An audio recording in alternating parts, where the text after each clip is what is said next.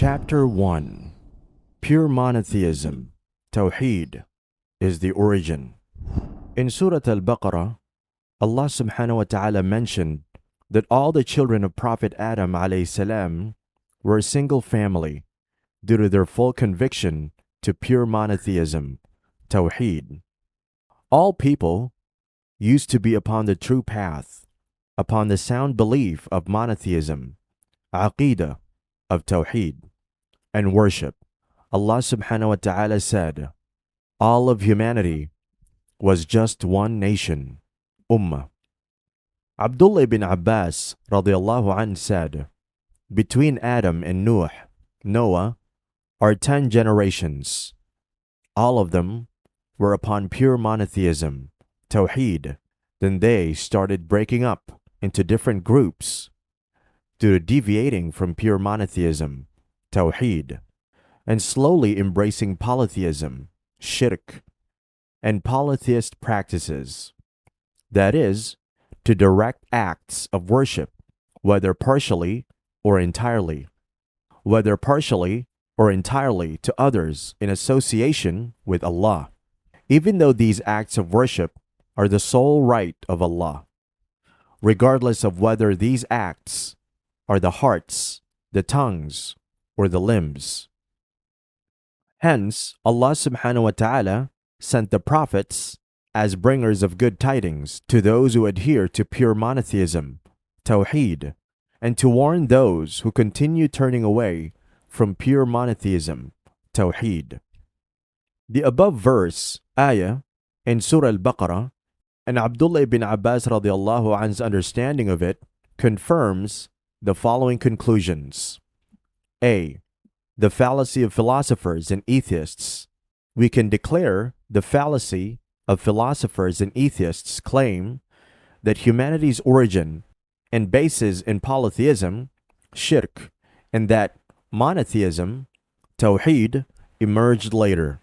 Pieces of evidence from the Quran and the prophetic tradition, Sunnah, invalidated completely their claim, such as Iyad ibn Himar al-Mujashi'i radiallahu anh narrated that the Prophet sallallahu alaihi wasallam shared the saying of his Lord, Allah. Allah subhanahu wa ta'ala said, I created all my slaves upon the true religion, upon Tawheed, free from shirk. Then the devils came to them and led them astray from their true religion. They made unlawful to people that which I had made lawful for them, and they commanded them to associate in worship with me, that which I had sent down no authority. Abu Hurairah radiallahu anh narrated that the Prophet sallallahu alaihi wasallam said, every child is born upon natural instincts, fitra, but his parents make him a Jew or a Christian or a Magian. It is like the way an animal gives birth to natural offspring. Have you noticed any born mutilated before you mutilate them? Then Abu Hurairah radiallahu anh said, recite if you wish. Allah's natural way, fitra, with which He created humanity.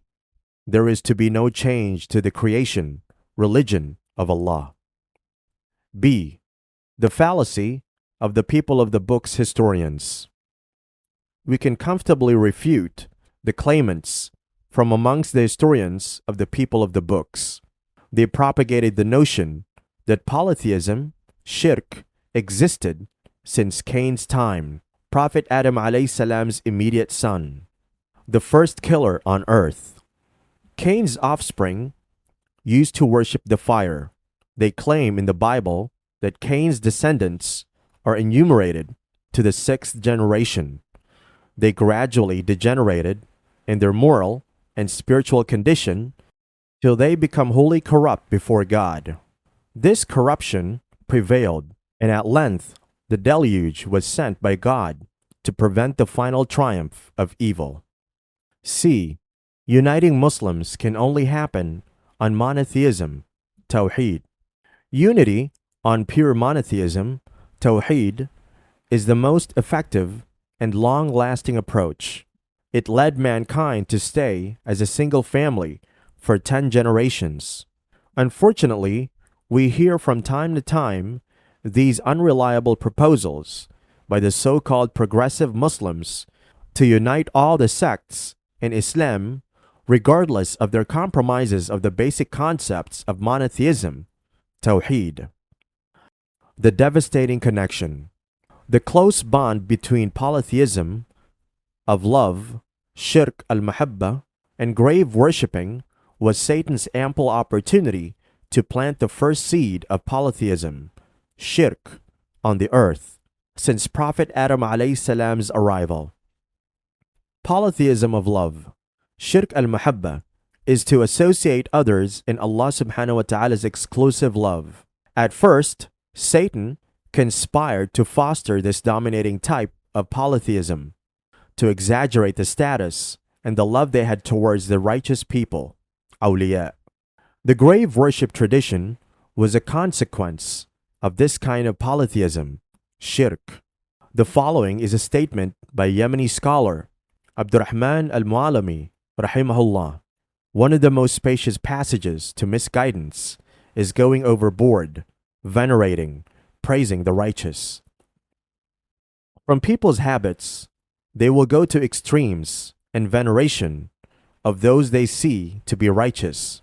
It is this type of exaggeration that leads the people to worship which they venerate, instead of directing worship to Allah subhanahu wa ta'ala alone. Hence, exaggerating the status of the righteous people, awliya, leads to worshipping them after their death instead of worshipping Allah subhanahu wa ta'ala alone. Excessive love towards someone, such as leaders of spiritual path, shaykh al-tariqah, saints, awliya, scholars, imams, or something, such as wealth, culture, and societal norms, will lead us to place them equal to Allah subhanahu wa ta'ala. One will end up putting what he loves more ahead of Allah subhanahu wa ta'ala. Although this person may recognize Allah subhanahu wa ta'ala as the creator, the sovereign, and the sustainer, his excessive love towards this righteous person will dominate his heart. And that's the main problem. The evidence for this is the verse in Surah al-Baqarah. Allah subhanahu wa ta'ala said, وَمِنَ النَّاسِ مَن يَتَّخِذُ مِن دُونِ اللَّهِ أَندَادًا يُحِبُّونَهُمْ كَحُبِّ اللَّهِ وَالَّذِينَ آمَنُوا أَشَدُّ حُبًّا لِلَّهِ وَلَوْ يَرَى الَّذِينَ ظَلَمُوا إِذْ يَرَوْنَ الْعَذَابَ أَنَّ الْقُوَّةَ لِلَّهِ جَمِيعًا وَأَنَّ اللَّهَ شَدِيدُ الْعَذَابِ. Of mankind are some who take objects of worship which they set as rivals to Allah, loving them with love like that which is the due of Allah only. Verse 165, Surah al-Baqarah. The meaning is as follows. There are those who associate in their love to Allah others, such as individuals and things, to the extent that they make them Allah's rivals. They will love, exalt, and magnify them equally or even more than they magnify and love Allah. Furthermore, they will become subservient to them concerning worship and obedience. Let's present some examples of some who became victims to this deadly and devastating connection. The Christians regarding Prophet Isa, Jesus alayhi salam. For example, Christians love Prophet Isa, Jesus alayhi salam, so much so that they place him ahead of Allah subhanahu wa ta'ala.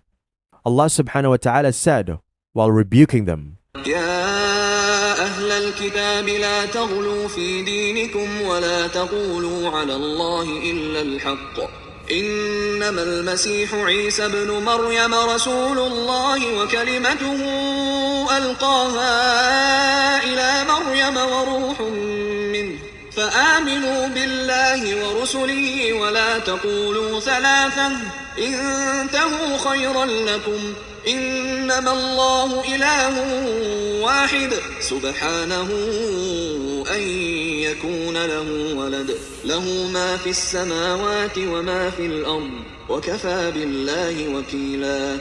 O people of the book, do not go to extremes in your religion, and do not speak concerning Allah except the truth.